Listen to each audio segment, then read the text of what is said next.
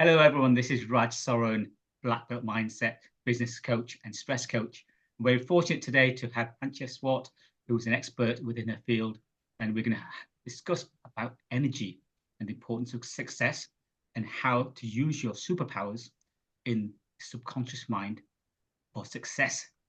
So, Antje, tell us a bit about yourself. Hello, Raj. It's wonderful to be here, and hello to everybody that's watching and listening. I have got a German passport, a South African heart, and I'm currently living in Sweden. So I'm a professional expat. This is my fifth country that I live in, and I am passionate about helping people to align their head, heart, and habits so that they can have more fulfillment, joy, and wealth in their lives. And what I've noticed and learned from own experience, that in the subconscious mind is where all our limiting belief systems are and all our superpowers. So when you make your mind your best friend and you want to elevate yourself, you want to change your circumstances, you want to create a better lifestyle for yourself, learn to use the power of your thought and your emotions, and you're almost there. That's fabulous. And so you're well traveled, you've been to different countries, so you must have met a lot of different people and trying to support them with success and harnessing the mind.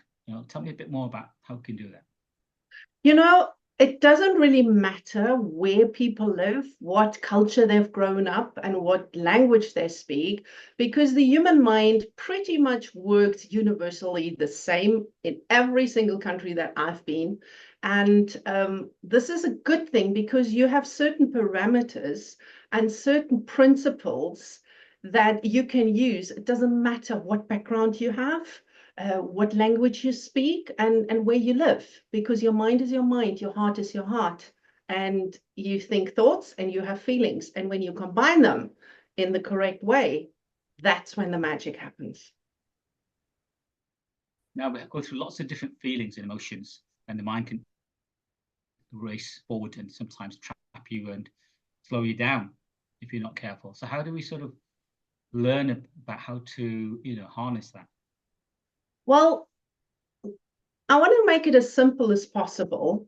And we have about 50 to 70,000 thoughts a day. And every single thought has a physical reaction. So every thought that you think creates a chemical cocktail in your body. And we have lots of emotions. And sometimes the emotions are coming up first before a thought comes up, and sometimes first the thought comes up and then the emotion comes up.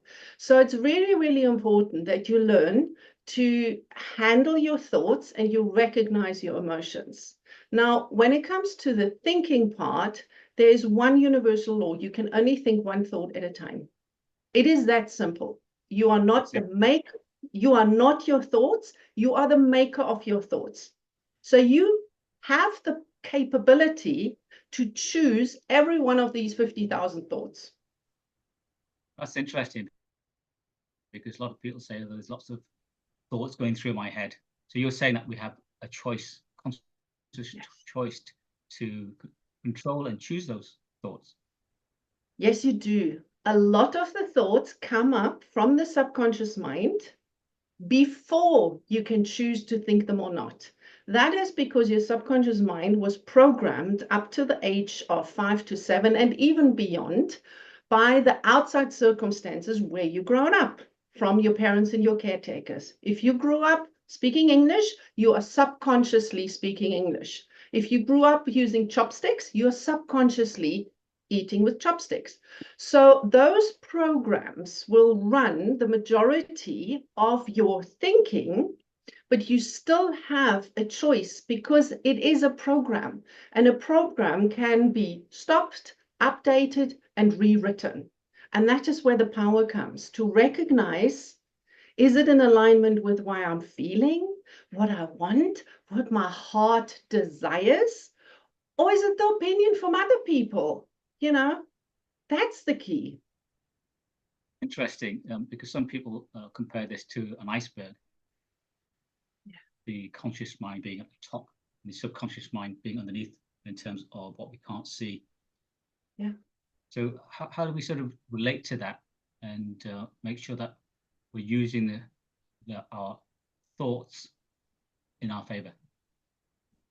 Well, number one, you kind of step a little bit away from your thinking process and observe. And then you can ask yourself, is this thought making me feel good or not? Like if we have self-doubt and that inner critic or that inner bully is beating us up, how do we feel, right? As human beings, we want to feel good. We want to feel good 100% of the times. And if we're not feeling good, we will always make everything possible to get back to a good feeling place. It's as simple as that. That's the motivators, why we do things, to feel good. Okay. And of course it fluctuates, but we will always do stuff to come back to a place of feeling comfortable and good. And here's the thing. If your thinking makes you feel good, it is probably beneficial to do more of that. If your thinking is not making you feel good, then don't do it. Right? And if it's a subconscious program, seek help, get a coach, get a therapist, do some self-development so that you come to the root of your limiting belief systems and blocks and you shift it. Because limiting belief systems is a learned behavior. I have never seen a toddler or a baby, that was standing in front of the mirror and saying, ooh, I'm too fat. It's a limiting belief system. It's a learned behavior. I've never seen a toddler that said, I shouldn't have that piece of cake. All right. It's not good. It doesn't happen.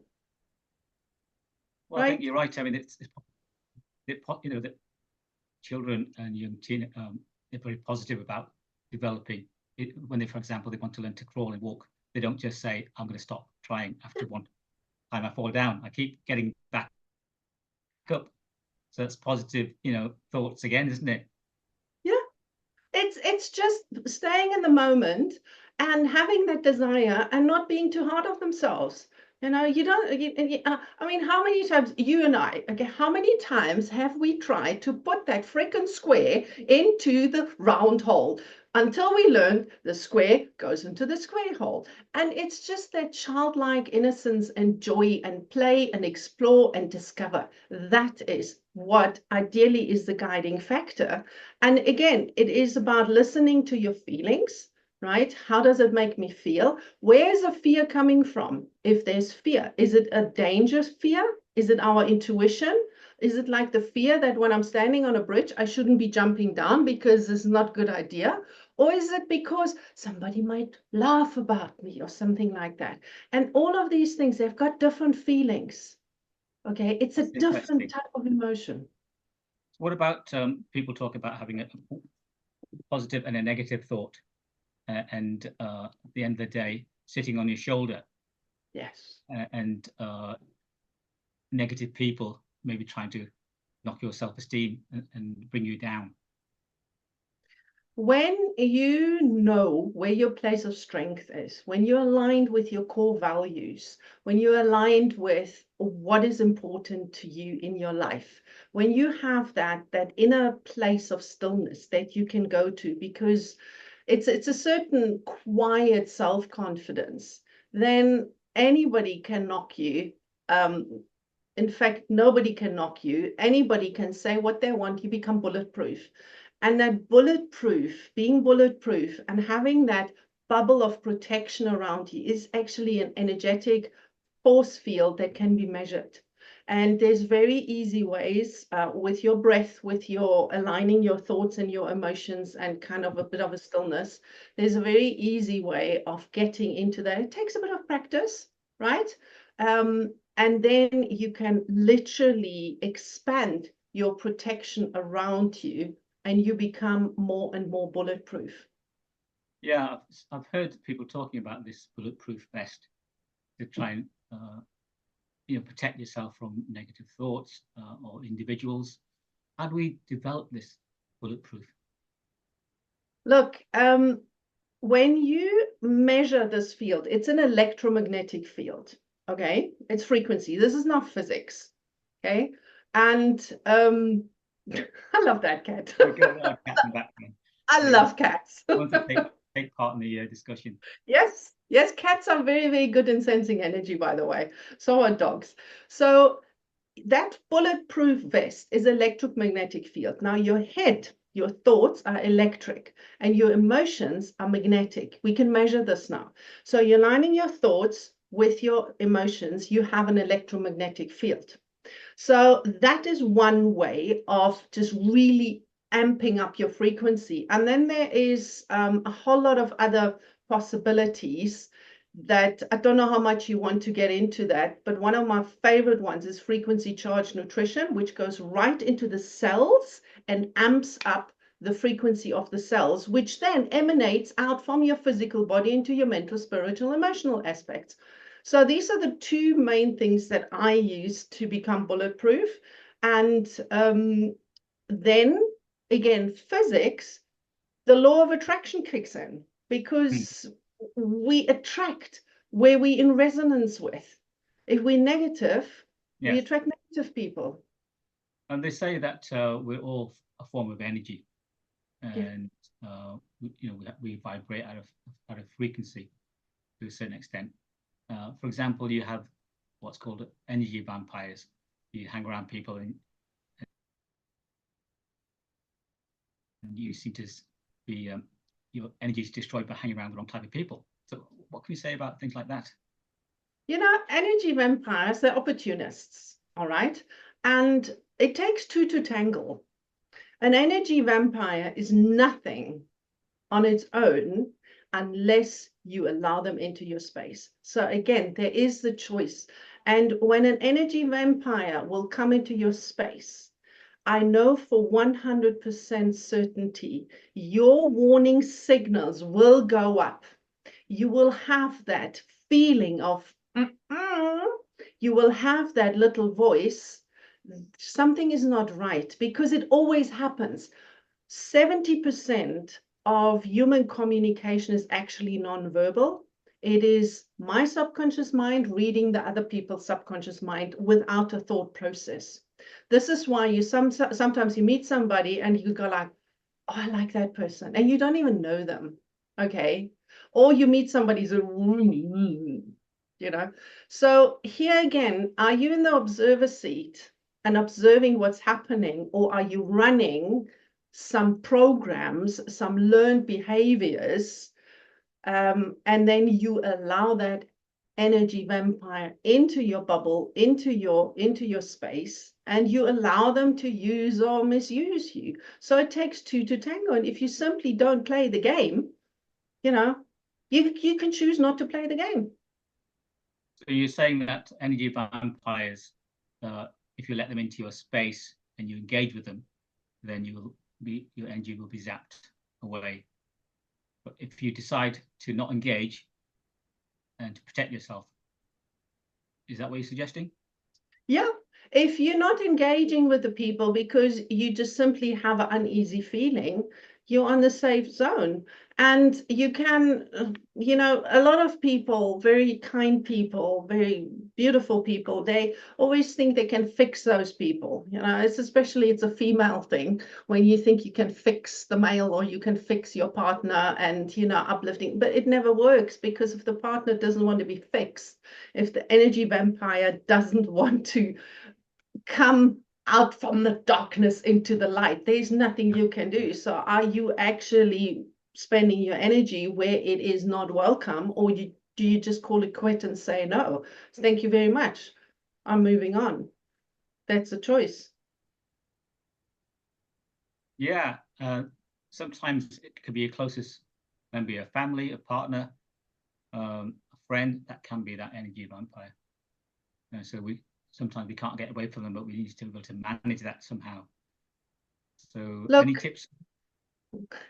I really want to question, we can't get away from it.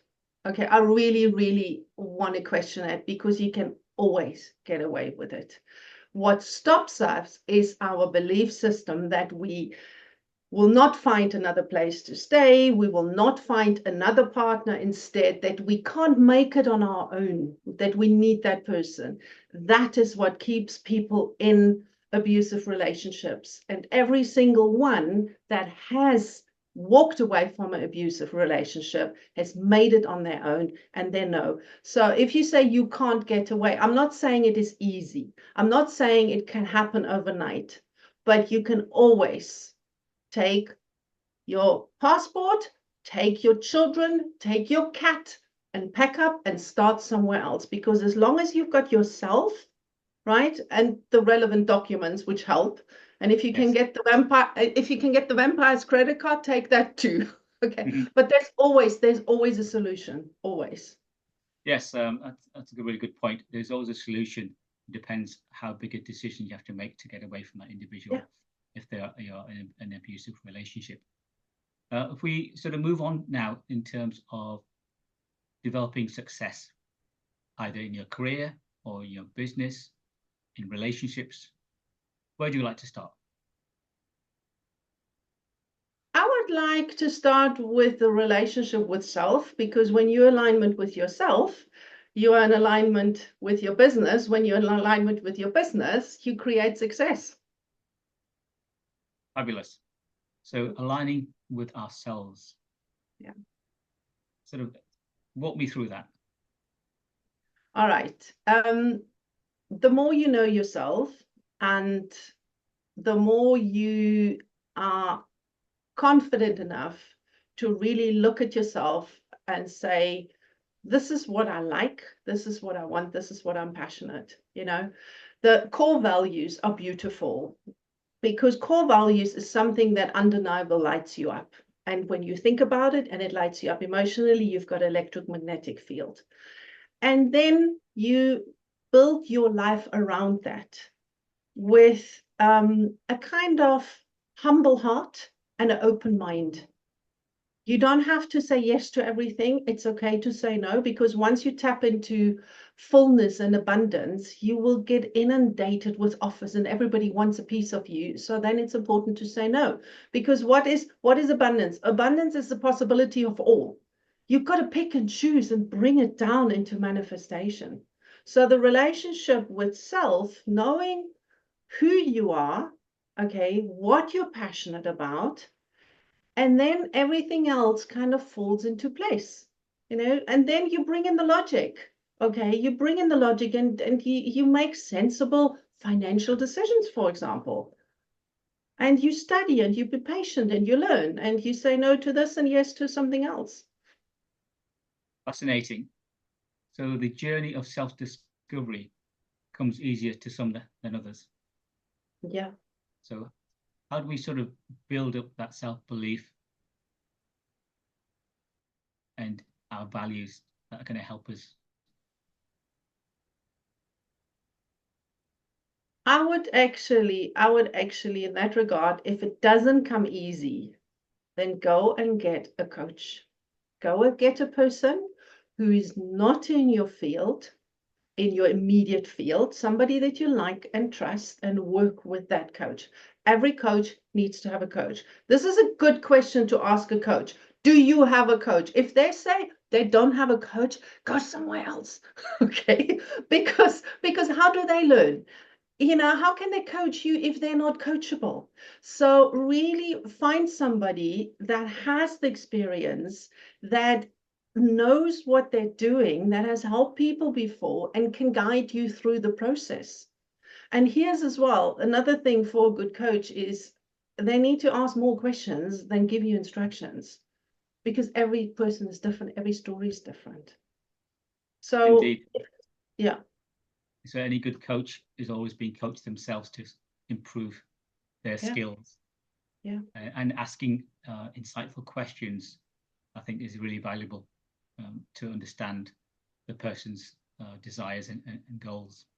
So if you've got a goal in life to either to succeed in your work ambitions, your business ambitions, relationships, how do we turn those goals into reality? Well, we focus on our strength, because we can only think one thought at a time. So you want to focus on your strength more than your weaknesses. Because if you focus on the achievements as well that you're doing, even if it's just a tiny little step, then you get more of it. It's just physics. That's what you focus on. This is where your energy goes. This is what you're in resonance with, and this is what you get. This is why I do not like affirmations and vision boards unless they are aligned with your emotions. So affirmations and vision boards, I mean, a lot of people have done this for many years, but others find it useful and others struggle with it. So how do we sort of make sure we use it to our advantage? Look, most people, they've had enough from the situation that they're in then, and then they get all fired up, and then they put out an affirmation, I'm so happy and grateful now that I have $1 million. Okay, because now they make a conscious decision that this is where they want to go. This is all good and fine, but when you're not aligned money consciousness wise, when you're not aligned with that goal, your subconscious mind, which runs 90% of everything you do. So 90% of your attraction energy comes from your subconscious mind. So if you make a statement, I'm so happy and grateful now that I've got $1 million, and your subconscious mind goes, no, you're not. You're gonna not make it, and you're not gonna get there because you're not in alignment. So if you focus on that, what you have and the positive emotions that it brings you out, and if you word your affirmations so that it is 100% believable, with $1 million, get down to 5,000. But that is believable. Okay. If you climb a ladder, of course, we all know we want to be on the top. But if the little steps from 2 till 10 are missing, you're not going to make it to the top. So the power of affirmations, or the magic, comes when it is 100% believable to your system, body and mind. So when you're feeling good, not it's a grind, you've got to feel it good, you've got to believe it, you've got to know it to be true. That's when it works. Yeah, interesting, because sometimes people trying to have a massive goal, which is not always achievable immediately. People say that you should have BHAG, big, hairy, audacious goals. But you're saying that you should have more achievable goals with better self-belief. Is that what you're saying? Well, I actually say, this is what I say. Your goals should be so big that you could not possibly achieve them. But the milestones, those ones you want to break, and those ones you want to tick off, and those ones you want to have a goal. My goal is to feed every single hungry school child in the world. Okay, will I ever achieve that? No. If I make 1% of that, I'll be the happiest woman in the world, okay? And for that, you've got little milestones.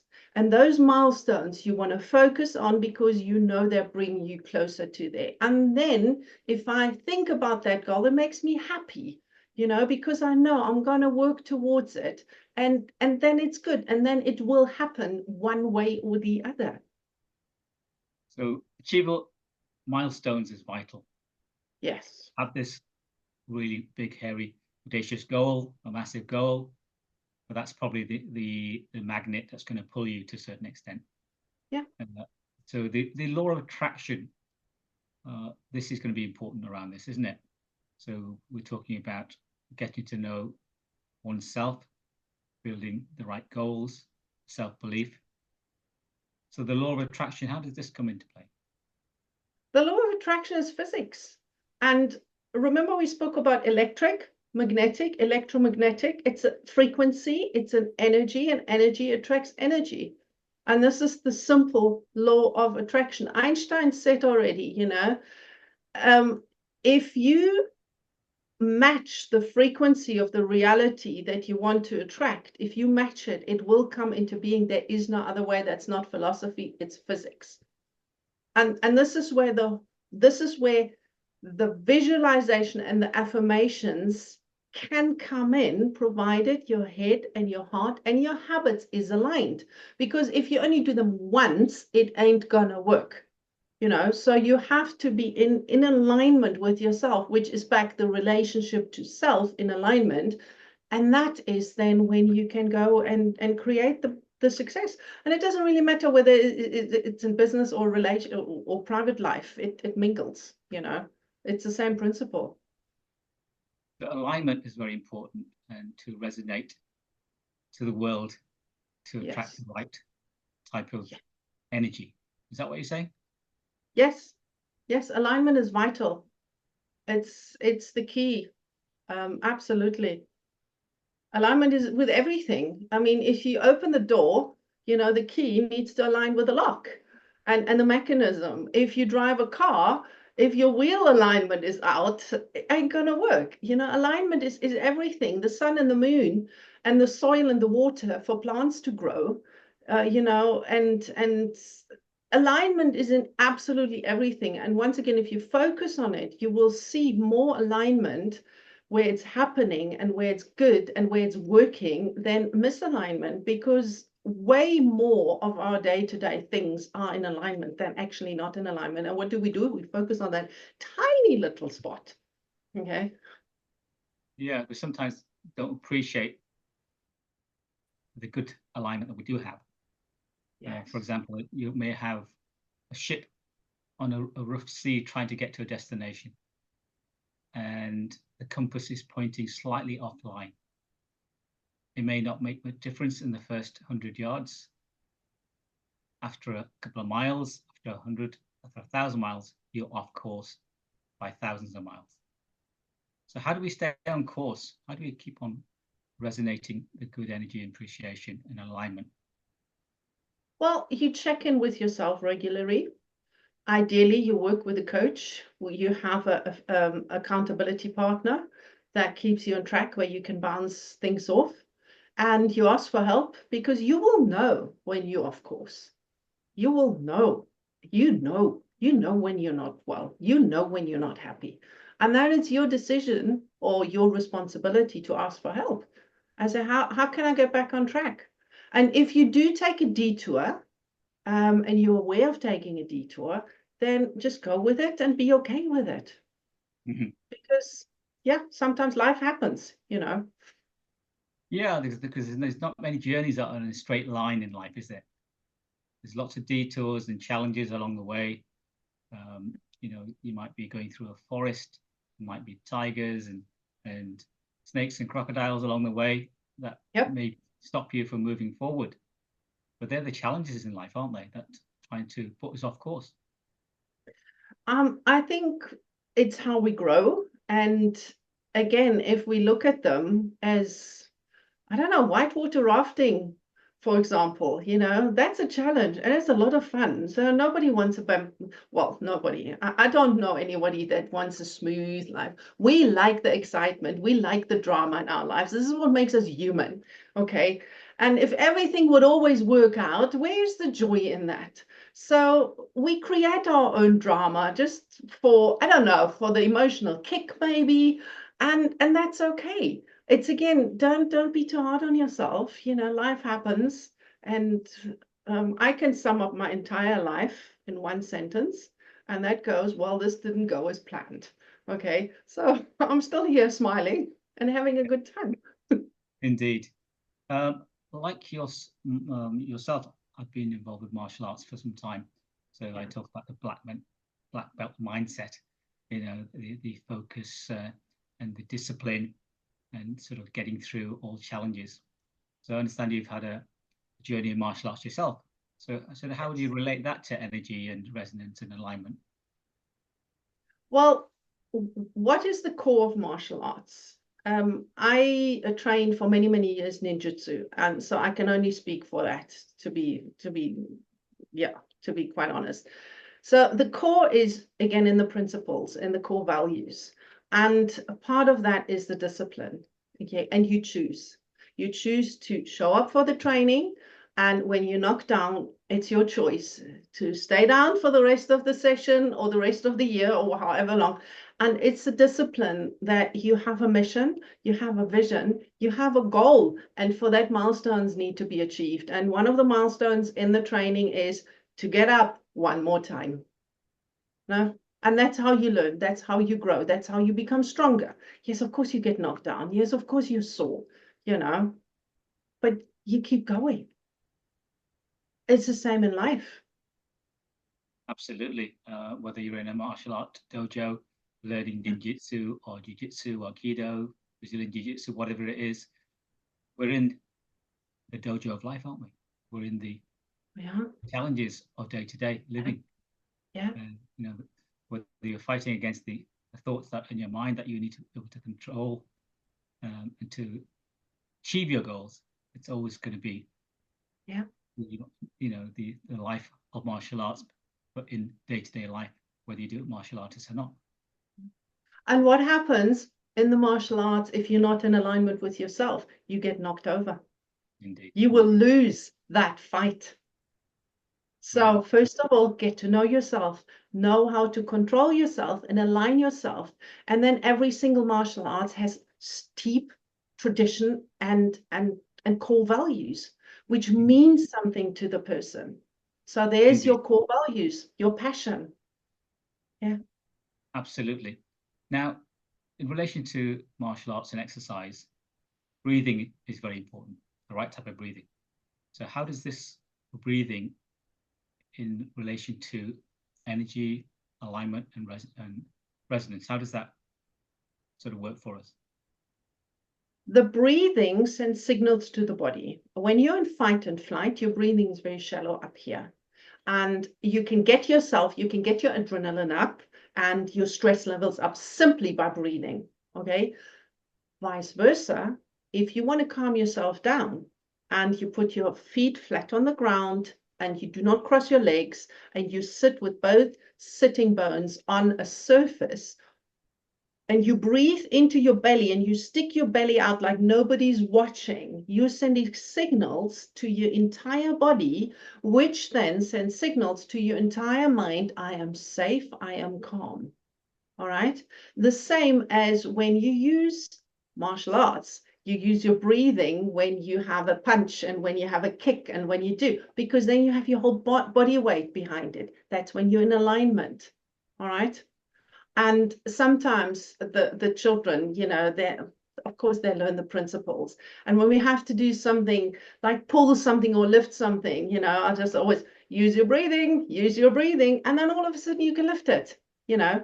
So that is when you're back in alignment with self, because when you're breathing, you're in alignment with self, with nature, with the earth, with everything. I totally agree. I mean, we tend to do shallow breathing, and abdominal breathing is something you sometimes forget. And because a lot of the time we are in front of computers, sat down, and our body frame is not right. But then we need to be able to get over to walk, get fresh air, and spend time adjusting your breathing to stay calm and aligning again, isn't it? It's part of the alignment, I'm assuming. Yeah. And also you can up your energy levels and your frequency with faster breathing as well, you know. So it all depends, but it is yours, it is for free, and it is one of the most powerful tools that when you're aware of it, you can use to your advantage. Absolutely, 100%. Yeah. That's great to know. But I'm sure there's many individuals you've helped around the world. And what type of clients do you work with, and how do people get a hold of you? Well, I work with people that feeling stuck and they want to reach the next level, be that privately, be that in business, you know, and then I help them with my programs or with hypnosis or with looking at the body-mind connection or the combination of all three. You know, I help them so that they can say, really, I make it, and they can say to themselves, watch me succeed. And the best way to get hold of me is by email or on LinkedIn or on Facebook. And I guess the links will be somewhere where this video is. Can you share, do you have a website that you can share with us? Yes, it's either theconsciousnesselevator.com or watchmesucceed.online. Those are the best. Fabulous. And what parting message would you like to share with our audience today? I would like to encourage everyone to think big and be kind to themselves and reach out for help if you're feeling stuck, because you have so much potential and you are stronger and wiser than you could possibly think. So just be kind to yourself and just live life to the fullest, because there's so much more waiting for you out there. Fabulous. So Antje Swart, thank you so much for sharing your expertise and wisdom with us and to our audience. It's been a great pleasure, and I wish you and the audience another fabulous day to make sure that our body and our minds are aligned for success. This is Raj Soren, Black Belt Mindset Coach. We'll see you on our next YouTube program. See you soon. Bye-bye. Bye-bye. Thank you, Raj.